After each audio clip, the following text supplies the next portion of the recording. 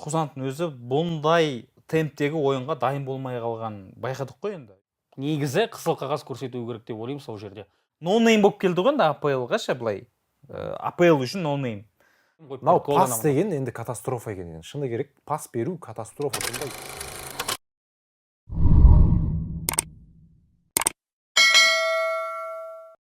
Нұреке, дебютті қалай бағалайсыз? Негізі бірінші матч қой, мынандай үлкен деңгейдегі бірінші матч, сондықтан жаман емес деп айтуға болады. Енді басындағы қателігі, сосын артынша болған сары қағаз, керісінше оның өзі агрессиялық ойын көрсетеді ғой негізі. Сол нәрсені істей алмауына себеп болған сияқты. Өйткені сары қағаз, ол қызыл қағазға айналып кетуі мүмкін еді. Керісінше сары қағаз алған дұрыс болды дейсіз ба? Себебі ана ситуациядан кейін жанып кетіп, ол ойнап жүретін. Сол сары қағаз өзінің стилінде ойнауға кедергі жасады. Өйткені қызыл қағазға айналып кетуі мүмкін еді. Бірақ сол сәттегі фолы Ситиді голдан сақтап қалды деуге болады ғой енді.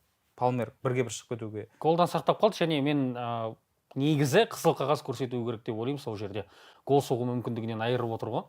2-1 шығатын еді. Төреш сәл аяушылық танытты. Иә, ол нәрсе де бар, ол нәрсе де бар. Бірақ енді сол сәтте 4-ші минутта қызыл қағаз алып кетсе, 3-ші минутта қарсыласқа гол соғуға мүмкіндік беріп қойса, бұл енді бітті деген сөз ғой. Ең нашар, жалпы футбол тарихындағы ең нашар дебюттардың бірі. Жауға кетіп қалайын деп тұрды ғой сол кезде. Жоқ, негізі бұл жерде Пептің, Гвардиоланың да былайша айтқанда авантюрист екенін көрсетеді да. Романтик дейікші. Иә, ол 1,5 күн жаттығу жасаған ойыншыны алды да осындай матчқа шығара салды. Негізгі құрамда. Есет, сен Манчестер Сити Челси матчын жүргіздің, комментатор болдың. Күттің бе негізгі құрамда Қосановты? Күттім негізі. Күттім дегенде қалай? Диаш ойнамайтын білдік. Және оның алдында анау 18-19 жастағы PSG-ді Чемпиондар лигасында Спортингке қарсы шығарып қойған секілді Пептің өзінің бір кейде адамның миына кірмейтін шешімдері болады ғой. Сондай бір нәрсе болып қалар деп ойлап отқан кезде Манчестер Ситидің сайтын қарап отырғам. Сол жерде шыға қалды ғой бүйтіп. Қосанов пен Мармуш негізгі құрамда деп кіріп қарадым. Сөйтсем негізгі құрам шынымен қатты таңғалған жоқпын. Себебі Пеп Гвардиоладан күтесің. Ол шығара салуы мүмкін. Тізімді қараған кезде бірден қосалқы құрамдағы футболшыларды қарадым да, Қосанов жоқ екен, мүлдем ойынға қоспапты ғой дедім да.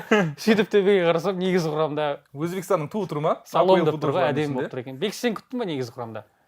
Жоқ, күткен жоқпын, өйткені Челсиге қарсы бірден бірінші минуттан бастап шығара салуға, орталық қорғаушы позициясындағы ойыншыны шығаруға Пеп Гвардиола бармайтын сияқты көрінді, өйткені Стоунс болды. Мен Стоунсты күттім. Стоунс, Аканджи, Гвардиол және Нунеш емес, Рико Льюис. Сол 4-тік шат деп ойлаған едім, бірақ Қосанов бірінші минуттан шықты, таңғалдырды мен.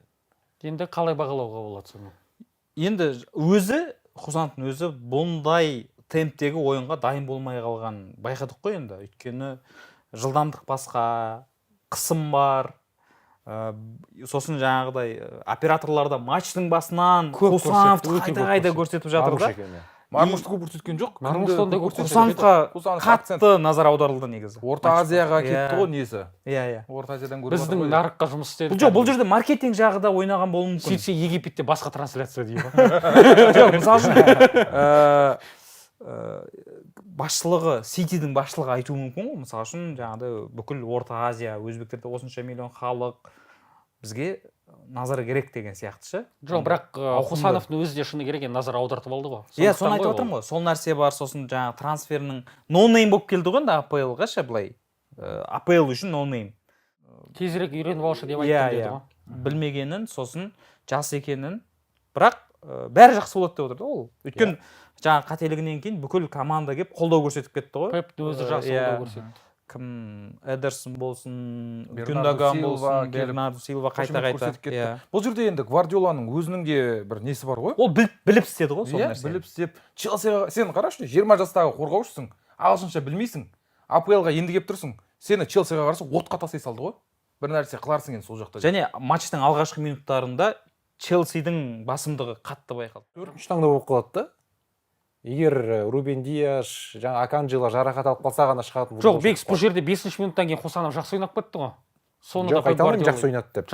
енді анау одан кейін тосқауыл қойғаны жалпы Жалпы тосқауылды барлық Нашар. қорғаушы қойып береді негізі. енді мынау әдемі қойып Мынау берді, гол пас анау. деген енді катастрофа екен. Енді шыны керек, пас беру катастрофа. Бұндай жылдамдықта ойнап үйренбеген футболшы бірден көрінді.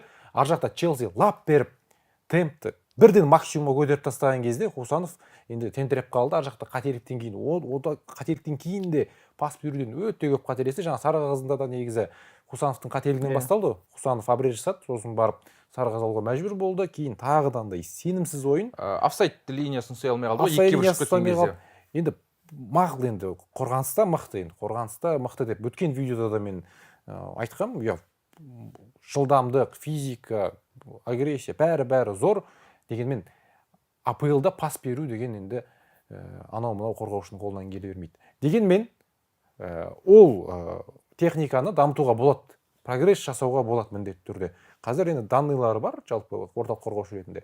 Енді сол прессингте пас беру, прессингтен шығу деген аспектілерді жетілдірсе, Хусанов әрине топ футболшы болады.